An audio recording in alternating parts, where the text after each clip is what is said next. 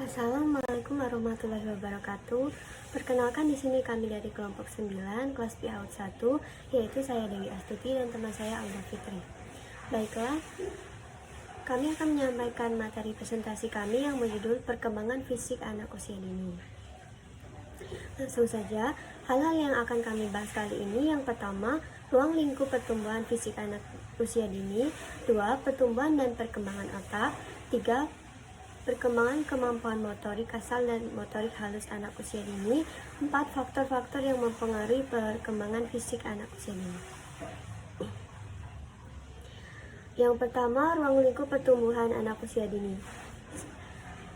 Pertumbuhan fisik anak usia dini adalah individu yang sedang mengalami proses pertumbuhan dan perkembangan yang sangat pesat, bahkan dikatakan lompatan perkembangan. Pada anak-anak, perkembangan fisik mengikuti suatu pola tertentu.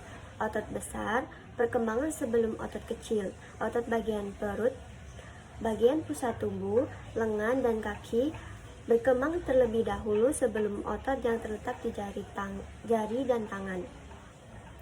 Nah, anak-anak belajar untuk menguasai kegiatan yang menggunakan motorik kasar lebih dulu sebelum dapat menguasai gerakan yang menggunakan fungsi motorik halus. Perkembangan fisik pada anak mengikuti pola yang terarah. Apa sih maksudnya? Nah, yang pertama, otot besar berkembang sebelum otot kecil tangan. Otot tubuh dalam inti, kaki, dan tangan berkembang. Anak-anak belajar melakukan bruto atau besar, keterampilan motorik seperti berjalan sebelum mereka berjalan, melakukan denda atau kecil, keterampilan motorik seperti menggambar. B, pusat tubuh berkembang sebelum daerah luar. Nah, otot terletak di inti tubuh menjadi lebih kuat dan mengembangkan lebih cepat dari yang di kaki dan yang di tangan. C, pembangunan berjalan dari atas ke bawah, dari kepala ke jari kaki. Inilah sebabnya mengapa bayi belajar untuk menahan kepala sebelum mereka belajar untuk merangkak. 2, masalah-masalah pada pertumbuhan fisik anak usia dini. Yang pertama, malnutrisi. Apa sih malnutrisi itu? Nah, kekurangan gizi yang diberikan oleh orang tua kepada anak menyebabkan terjadinya masalah pertumbuhan fisik anak. Yang kedua, obesitas. Obesitas merupakan keadaan fisiologis di mana letaknya disimpan secara berlebihan di dalam tubuh anak usia dini. Lalu yang ketiga, kekurangan gizi. Penyebabnya itu karena asupan makanan, infeksi makanan, dan pola asuh anak yang tidak baik. B, pertumbuhan dan perkembangan otak. Otak merupakan organ tubuh yang posisinya berada di dalam bagian atas tubuh manusia, yaitu di dalam kepala. Otak ditutupi oleh tenggorokan yang cukup kuat sehingga aman dari benturan. Nah, menurut Kamus Besar Bahasa Indonesia atau disingkat dengan KBBI, otak diartikan sebagai benda putih yang lunak terdapat di dalam rongga tengkorak yang menjadi pusat syaraf. Hal ini serupa dikemukakan oleh Jason tahun 2008 yang menuliskan bahwa otak manusia normal berwarna kulit putih dan cukup lunak sehingga dapat dipotong dengan pisau roti. Nah, pada usia 2 tahap perkembangan otak anak sudah mencapai 75% dari berat otak orang dewasa, menurut Sunrock 2010. Hal ini tentu memberikan dampak yang luar biasa terhadap perkembangan anak. Nah, perubahan ukuran berat otak anak tentunya menjadi suatu keniscayaan, karena organ otak seperti organ tubuh lainnya yang mengalami pertumbuhan dan perkembangan.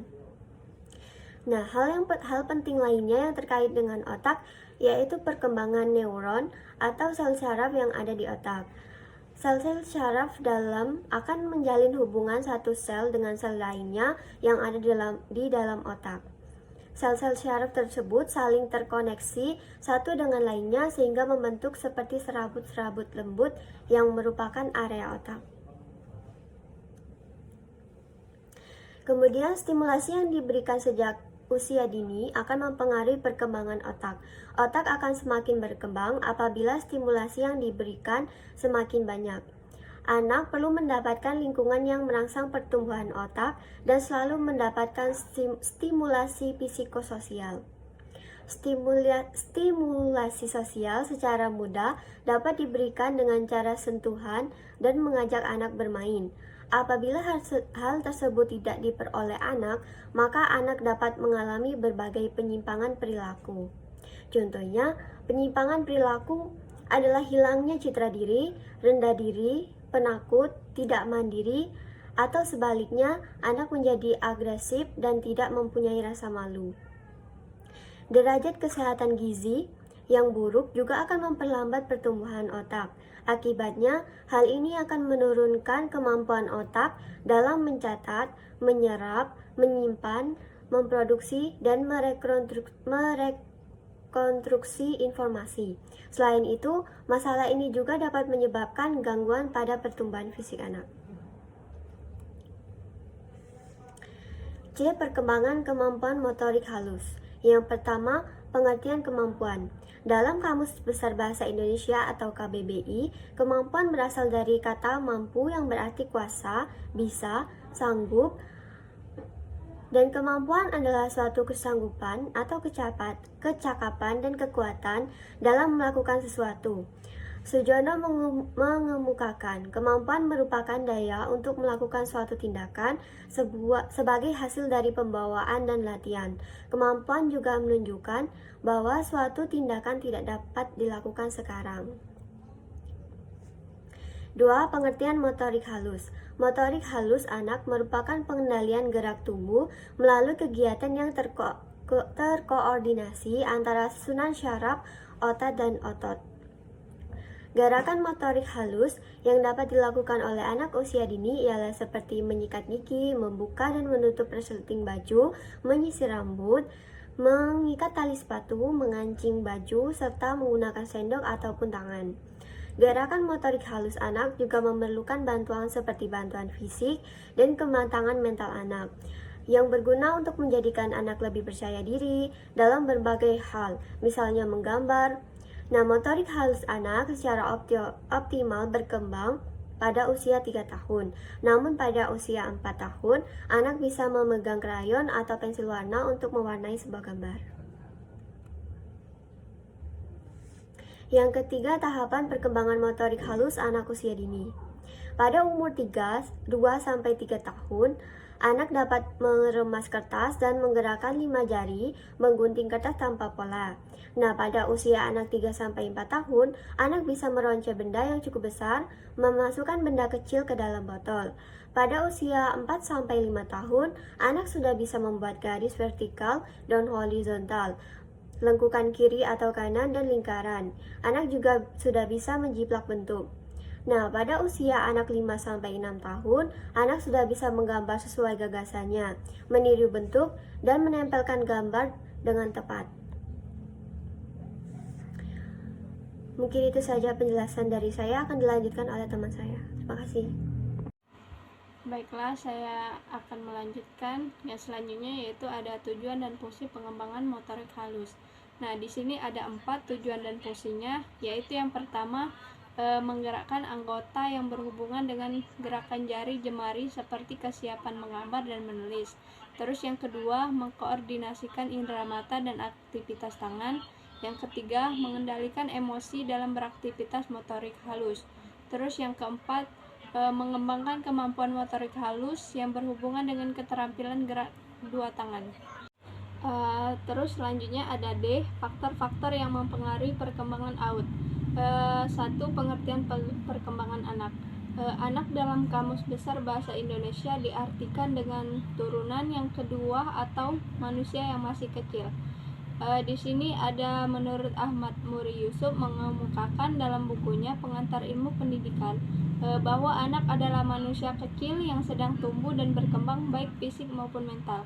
Dari pendapat di atas dapat dipahami bahwa anak merupakan manusia kecil yang mengalami pertumbuhan dan perkembangan fisik maupun mental.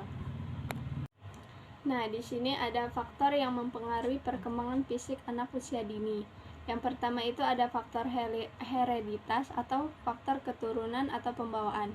Hereditas di sini merupakan faktor pertama yang mempengaruhi perkembangan individu.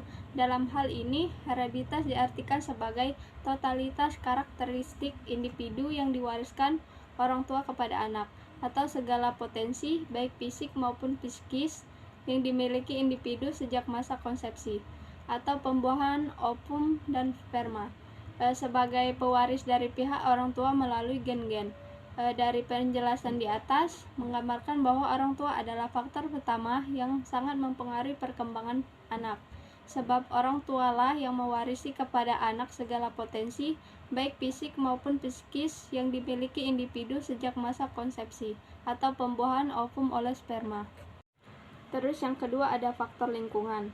Lingkungan adalah keseluruhan fenomena atau peristiwa, situasi atau kondisi fisik atau alam atau sosial yang mempengaruhi atau dipengaruhi perkembangan individu. Faktor lingkungan yang dibahas pada paparan berikut adalah lingkungan keluarga dan lingkungan sekolah. Yang pertama ada lingkungan keluarga.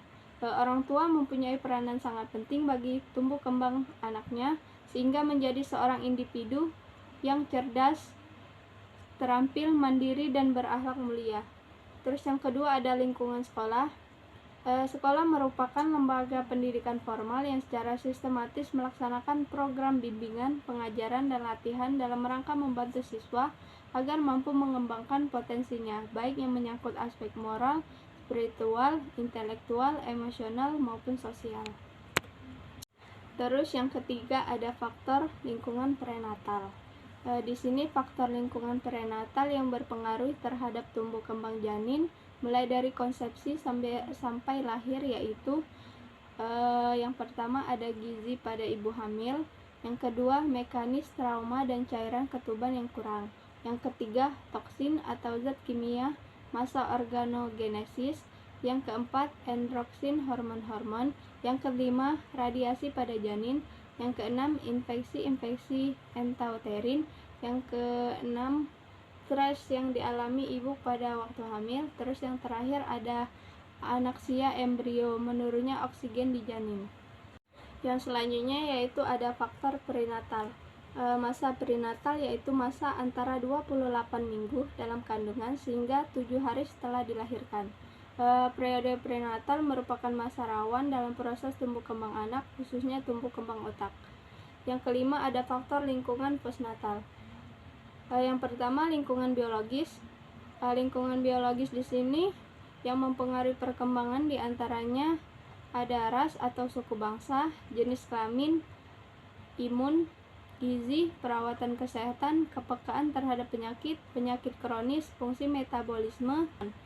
Terus faktor fisik yang mempengaruhi perkembangan seperti cuaca, musim, keadaan geografis suatu daerah, sanitasi, keadaan 17 rumah, struktur bangunan, ventilasi, dan cahaya. Terus di sini ada kesimpulan.